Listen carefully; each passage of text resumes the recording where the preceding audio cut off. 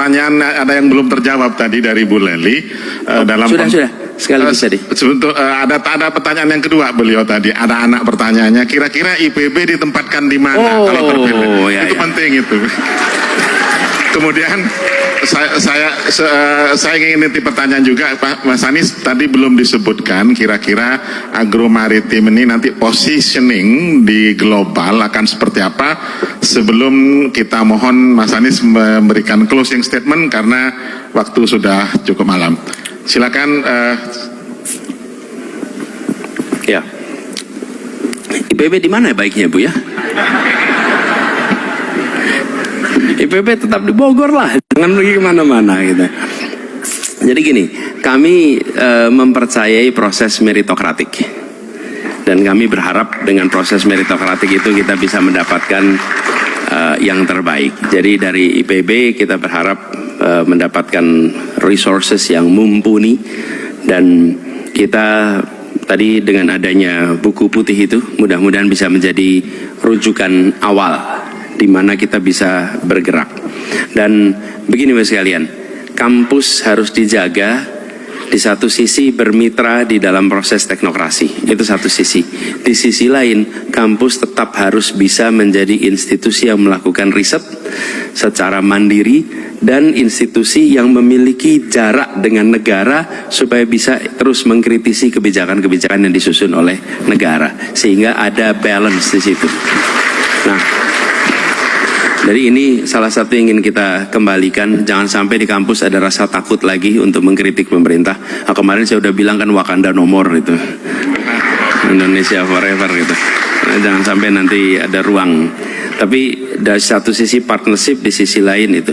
Tapi yang tadi kami sampaikan Bu sekalian, saya pernah berada di sebuah institusi ketika kami mendalami public policy di kampus tempat kami bekerja.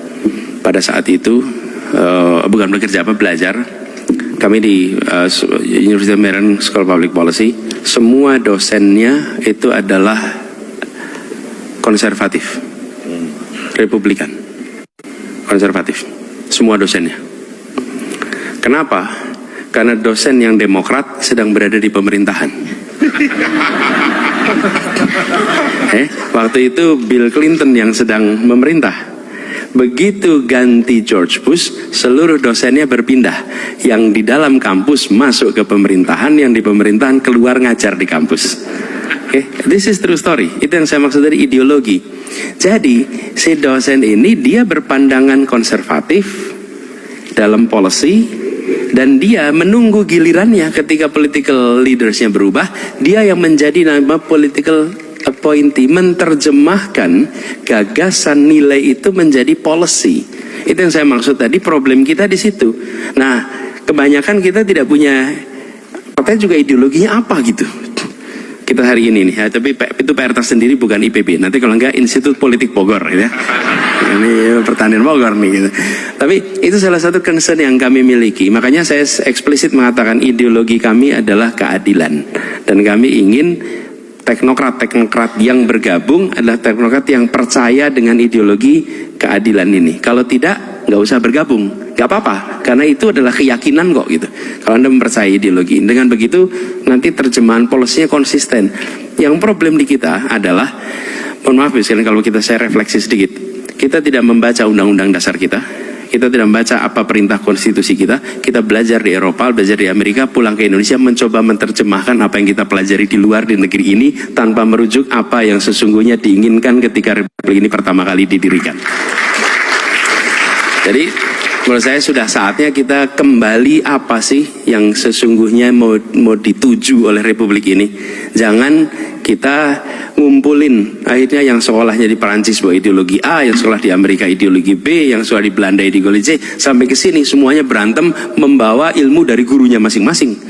Sementara yang kita butuhkan adalah pegangan dari konstitusi kita. Jadi kami berharap IPB nanti bisa menjadi salah satu soko guru utama di dalam reformasi maritim yang kita kerjakan. Lalu terakhir Pak Pustandul terkait dengan maritim. Istilah ini sendiri kalau tidak salah istilah yang relatif baru di dalam percakapan global. Dan Indonesia sudah saatnya memang menawarkan dari kita kepada dunia. Mengapa? Ya kita memiliki comparative advantage dengan sebuah negara kepulauan yang tadi disampaikan Pak Ketua. Ini negara kepulauan. Di mana negara kepulauan sebesar Indonesia kecuali di Nusantara ini? Tidak ada. Jadi saya melihat malah kita harus bisa menjadi promoter of agri maritim di dalam percakapan global terkait dengan ilmu pertanian, ilmu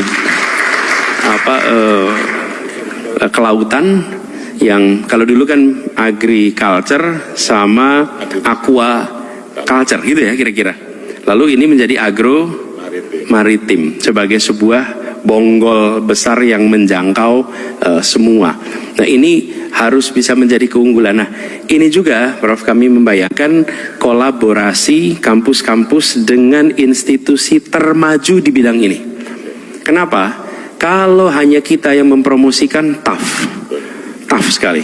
Tapi kalau kita berkolaborasi dengan institusi-institusi terkemuka di bidang-bidang ini, maka mereka yang akan menjadi co-promoter atas gagasan agro maritim. Toh kalau bicara tempatnya di mana, tempatnya akan di Indonesia. Dan ini salah satu keinginan kita Pak, walaupun ini bukan bidang ini, percakapan tentang pendidikan, kami ingin ke depan akan lebih banyak lagi kerjasama riset dengan mendatangkan profesor dari luar ke sini, supaya ketika mereka pulang, mereka menjadi promotor dari ilmu-ilmu yang berkembang di Indonesia, di negeri mereka masing-masing.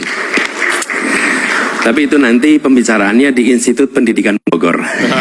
Karena itu bicaranya soal pendidikan, itu bukan pertanian. Bapak Ibu sekalian, saya ingin sampaikan terima kasih. Terima kasih atas kesempatan untuk berbagi gagasan di sini. Terima kasih atas feedback dari Bapak-bapak Ibu para panelis, dan doakan agar apa yang digagas ini bisa nanti terlaksana. Dan terlaksana itu kan artinya menang dulu Bapak Ibu. Iya dong, itu gimana kita mau melaksanakan. Jadi doakan agar nanti 14 Februari amin aja dulu.